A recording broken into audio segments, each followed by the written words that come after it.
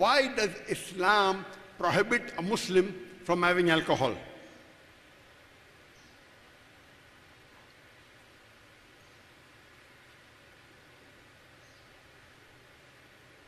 Allah subhanahu wa ta'ala says in the glorious Quran, in Surah Ma'idah, chapter number 5, verse number 90, Ya ayyuhal ladhina amanu, oh you believe, innamal khamru wal maisuru, most certainly intoxicants and gambling, wal aslamu wal azlamu, dedication of stones, divination of arrows, rishsum min amali shaitan, these are Satan's handiwork, fashtanibu lalakum tuflihun, abstain from this handiwork that you may prosper. So Allah is telling you, Ya alladhina amanu, oh you believe, most certainly intoxicants, anything which intoxicates, alcohol, wine, whiskey, drug, anything which intoxicates, abstain from it. These are Satan's handiwork. Abstain from it that you may prosper. And the same message is even mentioned in the Bible. It's mentioned in the Bible, in the book of Proverbs, chapter number 20, verse number 1.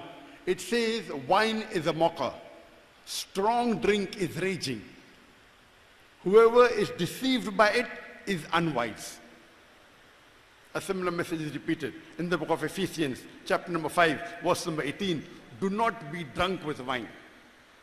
That means for the Jews and for the Christians, consuming alcohol is prohibited.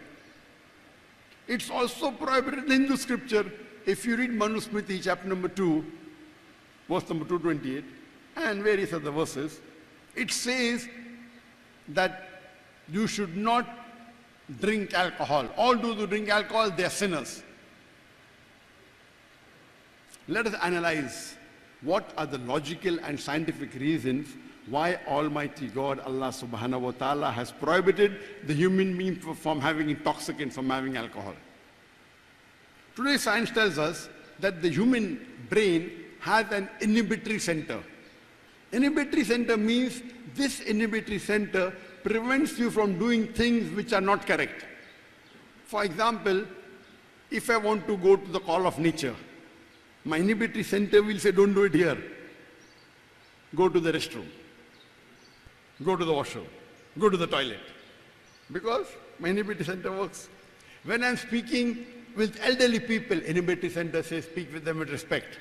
When I'm speaking with my parents, oh, don't use vulgar language with your parents. The inhibitory center is working because they are your parents. Now, when you have intoxicants, this inhibitory center is inhibited. So you see very often, those who are drunk, they urinate in their clothes, in their trousers. Many a times you find them arguing and using vulgar language with other people. Many a times when they speak with the parents who are elderly, they even abuse them. Because they're drunk. The inhibitory center is inhibited.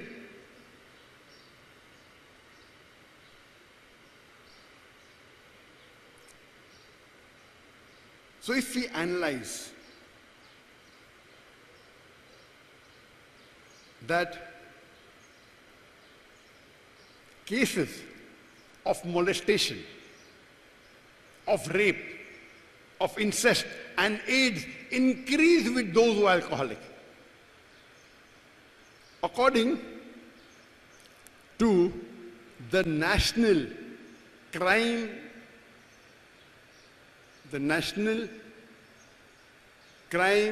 Survey Bureau of Justice, also known as US Department of Justice, in the year 2014 alone, every day, on an average, 2,318 cases of rape took place. That means every 37 seconds, one rape is taking place. An investigation tells us, in most of these cases, majority, the person who does the crime is intoxicated. Similarly, when molestation takes place, the person who molests, most often is intoxicated. Statistics tell us in USA alone, 8% of the American population, they do incest. Incest means having sexual relationship, mother and son, father and daughter, brother and sister, incest. 8%, every 12th American you meet, he is committing incest. And research tells us that either one or both of them, in most cases, they're intoxicated. So by having alcohol, high chances of molestation, of rape, of incest, and even AIDS, which is a dangerous disease. Scientific evidence says that there are more chances of you having AIDS if you're alcoholic.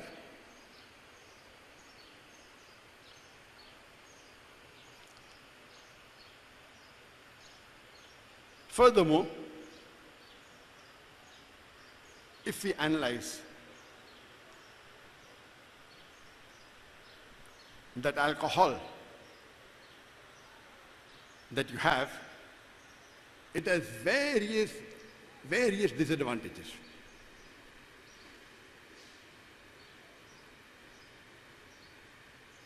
It's mentioned in the hadith of the Prophet Muhammad Sallallahu Alaihi Wasallam of Sahih Silsilah by Sheikh Albani. He says that alcohol is the mother of all evils. And if you are drunk, maybe you will do incest with your mother, or with your maternal aunt, or with your paternal aunt. Our Prophet said this 1400 years ago, and now they are coming to know about it.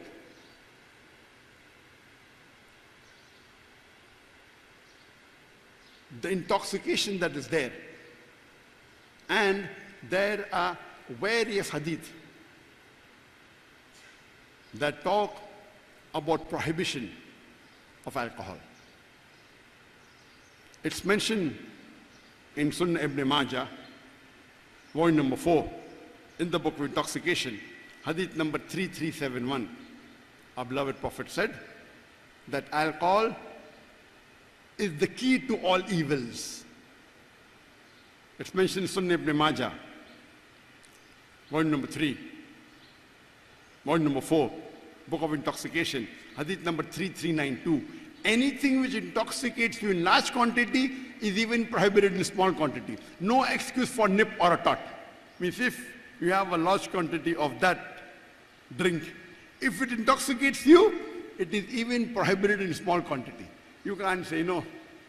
Many people say, I'm a social drinker. Social drinker.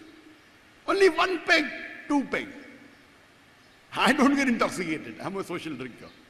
Now, when we do survey, you come to know that every drunkard, every alcoholic, at one time was a social drinker. Nobody starts drinking alcohol to become alcoholic. He starts with social drinker, 1 peg, 2 peg. How do you know how much can you control? It is addictive. Now, if you interview any social drinker who has been drinking for several years, once or many times in his life, he may have got intoxicated.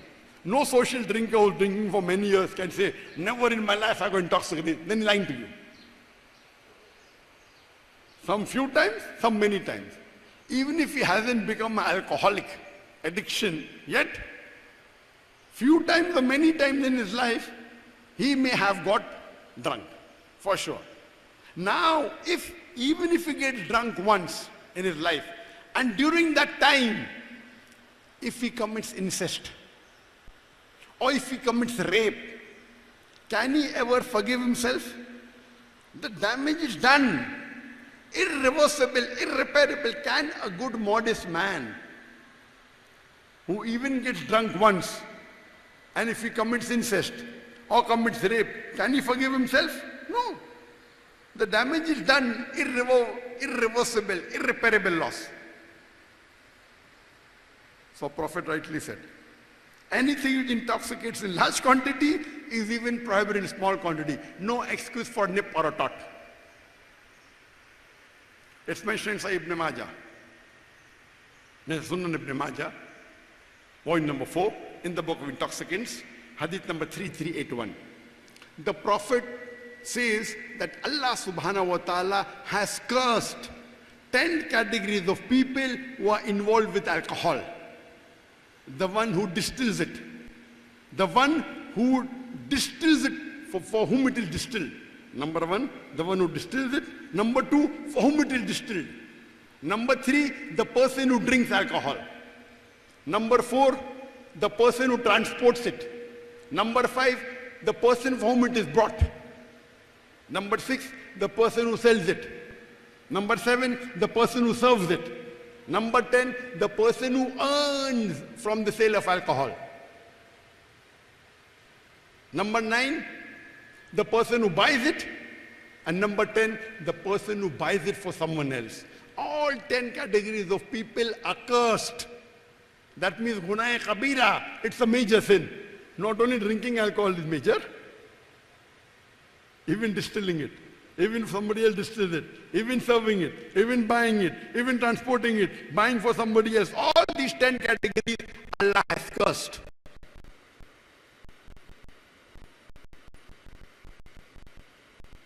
Today, there are so many scientific evidence why alcohol should be prohibited. According to WHO,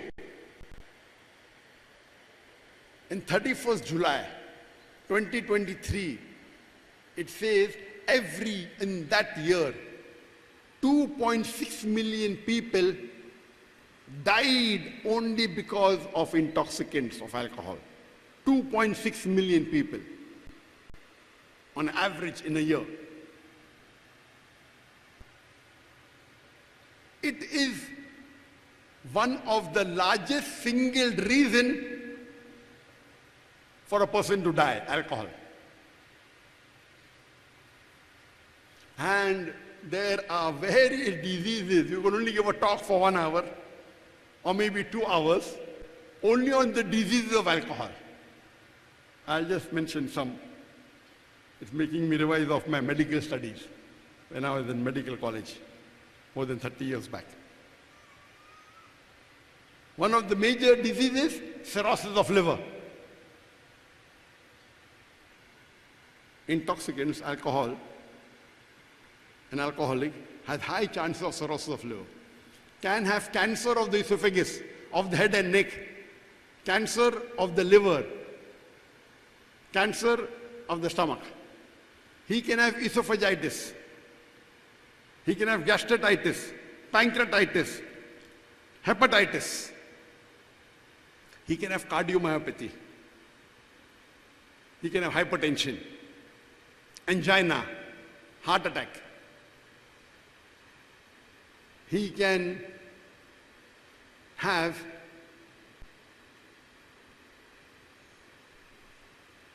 apoplexy. He can have fits, various different types of paralysis. He can have strokes. He can have peripheral neuropathy. He can have cortical atrophy. He can have cerebral atrophy.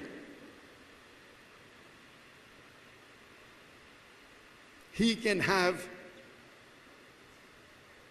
Wernicke-Korsakoff syndrome, in which there is immediate amnesia.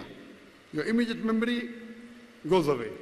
With confabulation, and the permanent memory remains because of deficiency of thiamine. He can have beriberi, various deficiency. He can have pellagra. He can have delirium tremens, in which in acute bout of alcohol or in post-operative it can even take your life. He can have various hematological disorders.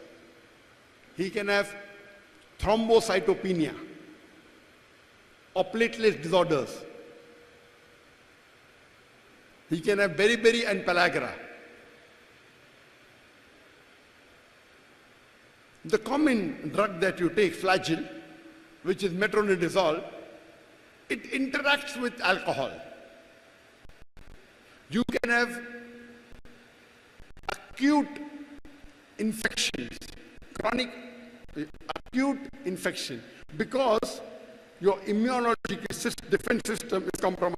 So you keep on having infections. You can have chest infections. You can have pneumonia. You can have emphysema. You can have pulmonary tuberculosis.